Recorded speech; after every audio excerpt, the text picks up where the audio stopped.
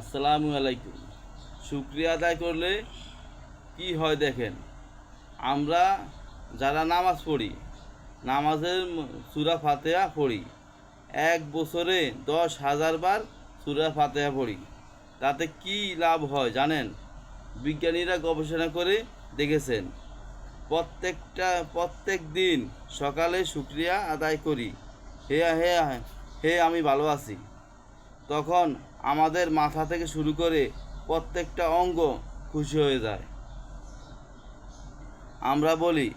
আমরা যখন বলি এই ছেলে ভালো করবে, তখন ওই ছেলেটার মন চাঙ্গা হয়ে যায়। আর ঠিক আমি যদি শুকরিয়া আদায় করি, আমার মাথা থেকে পা পর্যন্ত প্রত্যেকটা অঙ্গ অ্যাক্টিভ হয়ে যায়, খুশি হয়ে যায়। যে কেউ খুশি অবস্থায় বেশি কাজ করে না কম কাজ করে? অবশ্যই বেশি কাজ করে। আর আমাকে বেশি কাজ করতে হলে বেশি বেশি আলহামদুলিল্লাহ বলতে হবে। আর এমনি তো আলহামদুলিল্লাহ বলতে ভালো লাগে না। তাই আল্লাহ তাআলা নামাজের মধ্যে আলহামদুলিল্লাহ